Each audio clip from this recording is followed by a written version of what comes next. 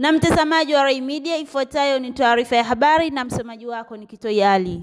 Mgombea urais wa Jamhuri ya Muungano wa Tanzania kupitia Chama cha Mapinduzi CCM, Dr. Samia Suluhu Hassan ameahidi kuifanya wilaya ya Pangani kuwa kitovu cha maendeleo kupitia utekelezaji wa miradi mikubwa inayogusa sekta ya afya, elimu, barabara, maji, biashara na viwanda. Akihutubia wananchi wa Pangani, Dr. Samia amesema CCM imedhamiria kujenga na kukamilisha zahanati 7, vituo vya afya 3 na kuboresha hospitali ya wilaya, ikiwemo ujenzi wa jengo la wagonjwa mahututi na huduma za dharura.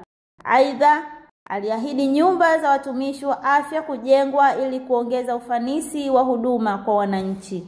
Kwa upande wa miundombinu, Dr. Samia Suluhu Hassan amesisitiza kuwa serikali yake itajenga na kukarabati zaidi ya kilomita 400 za barabara kwa kiwango cha changarawe, taa 200 za barabarani pamoja na madaraja 10.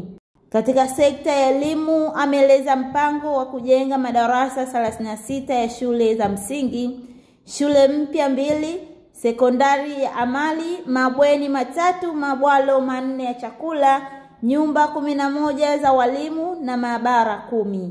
Vile vile shule kongwe zitakarabatiwa na miundombinu ya elimu ya sekondari kuimarishwa vyema.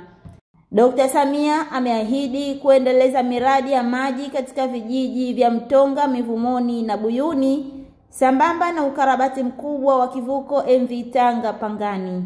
Kwa upande wa uchumi, ameahidi kujengwa kwa soko la samaki la kisasa Kipumbwi na kuanzishwa kwa viwanda 3 vya kuchakata mkonge katika kata za Bushiri, Mkalamo na Ubangaa ili kuongeza ajira na kuinua kipato cha wananchi. Usisahau kulike, kucomment, kusubscribe pamoja na kufollow Instagram, TikTok, YouTube @Ray Media.